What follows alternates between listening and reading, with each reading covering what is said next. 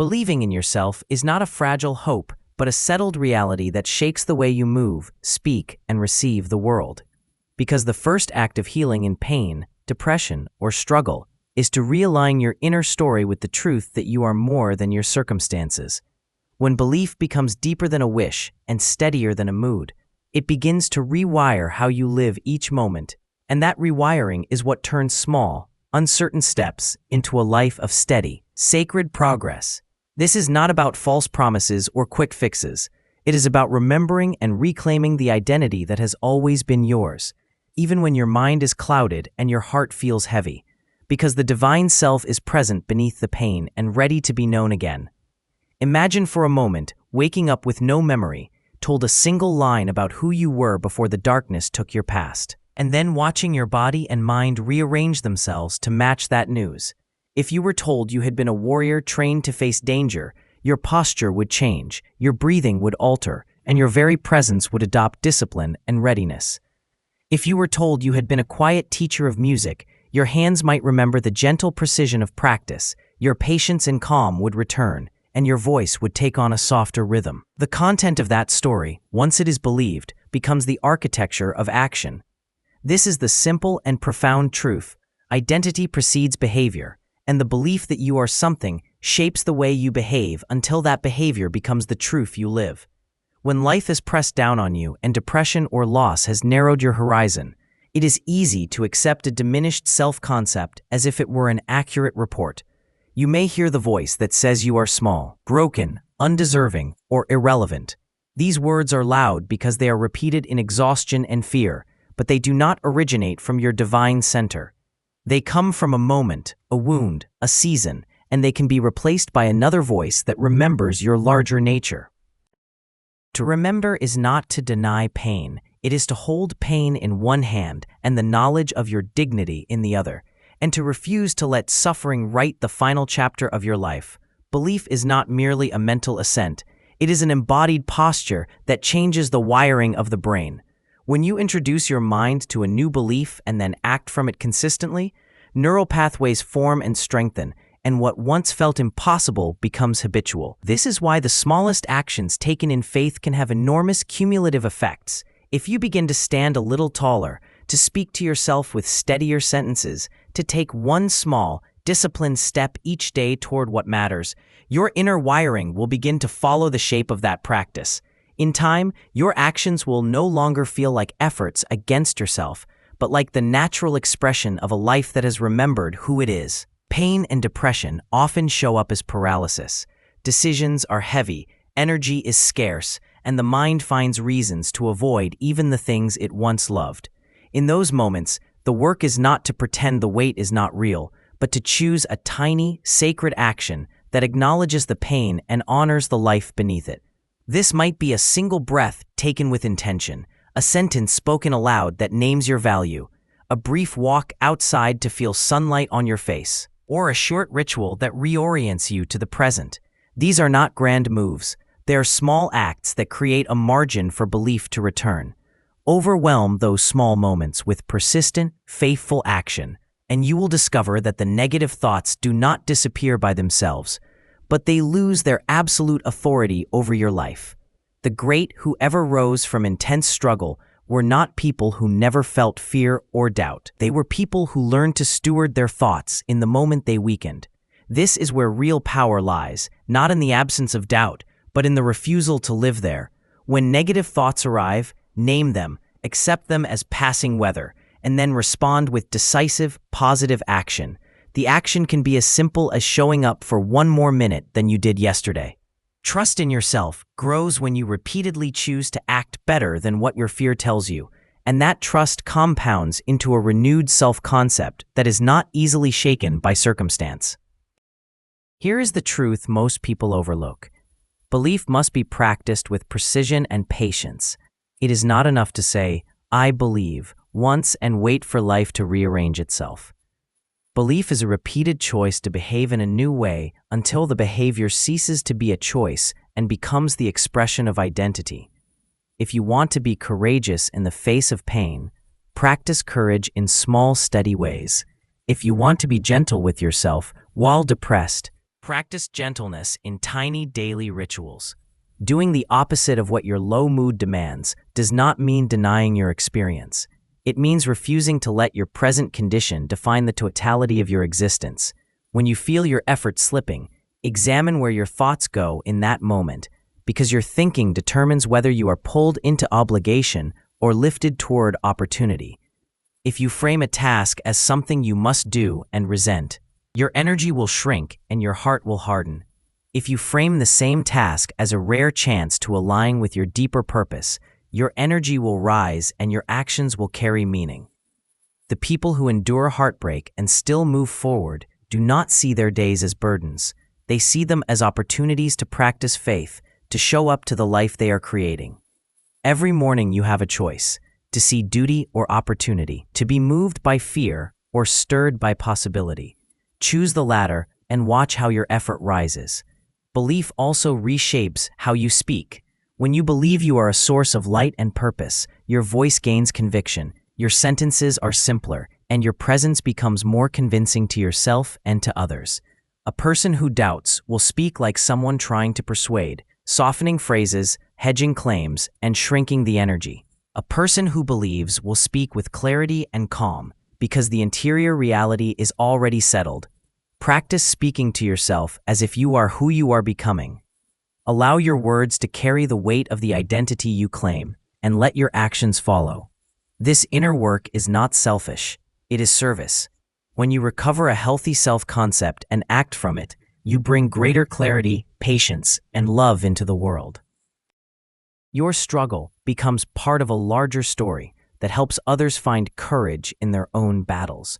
The divine self within you is not isolated, it is connected to a greater whole. When you treat your life as a response to that connection, even the smallest tasks become acts of devotion, and devotion transforms pain into purpose. If the habit of low effort has been formed over seasons, do not berate yourself for the years of pause. Discipline does not begin with condemnation. It begins with small, consistent invitations back to life. Set manageable markers that you can meet without strain, and make those markers sacred. Keep the bar low enough that you can win, and celebrate the small victories until they build a sense of momentum. The quiet victory of doing one more thing than the day before is the seed of a life that will slowly reclaim its power. When depression tries to tell you that you are alone and that nothing will change, remember that the divine presence in you is an unchanging witness who has known your true nature long before your mind did.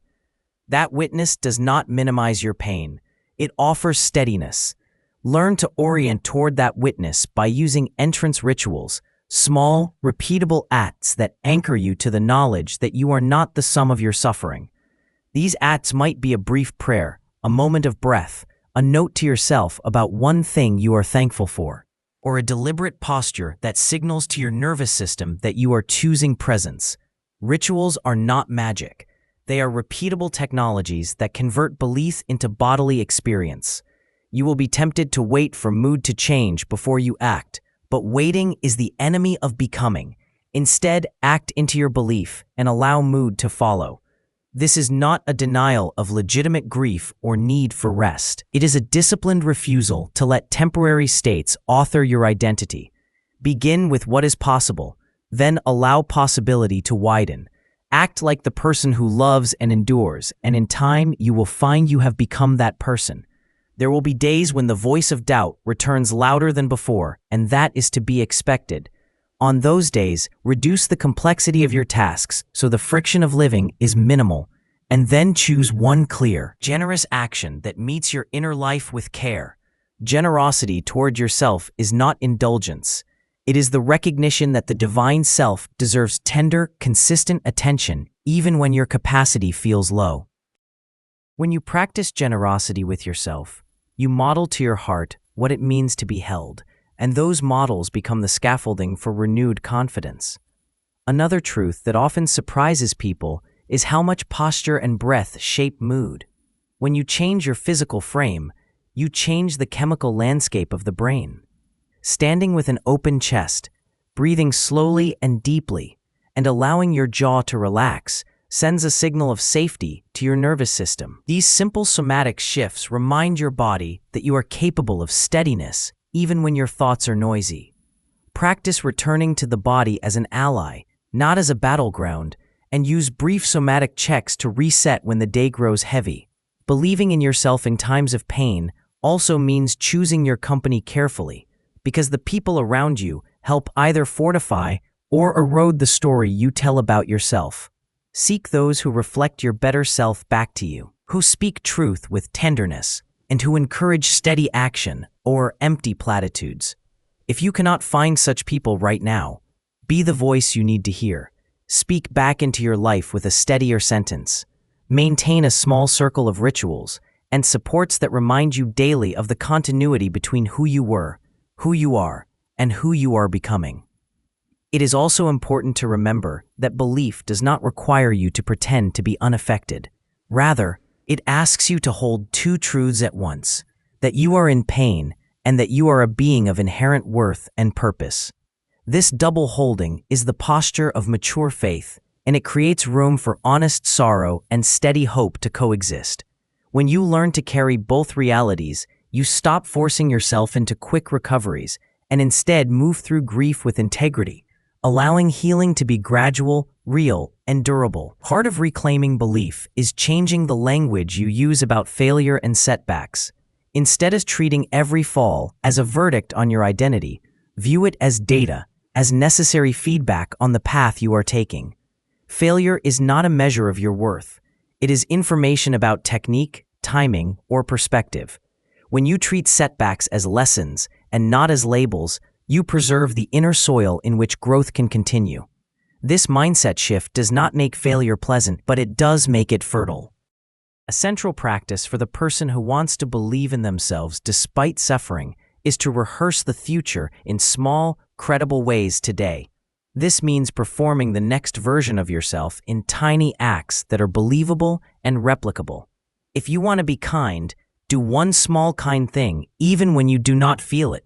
If you want to be disciplined, commit to one brief act of discipline and keep it. These rehearsals accumulate and create a track record your mind can finally trust. Over time, the rehearsed future becomes the present, and your belief in that future solidifies into truth. Let us be honest about one more thing. Recovery and growth often require steady patience and stubborn faith in the face of invisible progress. You will do the work and not see immediate results, and that is where many lose heart. But if you continue, quietly, steadily, the small increments will add up until your life is changed in ways that are unmistakable. That change will not be flashy, it will be real and deep. Keep a ledger of tiny wins, moments where you chose the higher path, and return to it when discouragement knocks. The ledger is a witness that you have been faithful, even when returns were slow. Finally, remember that believing in yourself is not an isolated achievement, but a shared gift. When you reclaim your dignity and act from your divine center, you become an instrument of hope for the people around you. Your courage to stand and continue in the midst of pain shows others that endurance is possible. Your steady action speaks louder than speeches. Your life, lived with integrity and quiet persistence, becomes a quiet teaching that heals as much as any argument. So begin now with one small, meaningful action that aligns with a truer story about who you are, and then do it again tomorrow. Keep the rituals short and sacred. Let your words and posture reflect the identity you claim. Practice generosity toward yourself in moments of weakness. Train your attention to see opportunity rather than obligation. And remember that every choice to act in faith rewrites the wiring of your mind toward freedom. Pain and depression may visit you, but they do not have the authority to define you unless you give it to them. Stand with the steady breath of someone who knows they are held by something greater, and act with the quiet confidence of one whose identity is not contingent on feelings. You are a divine self from the one true God. You cannot be broken.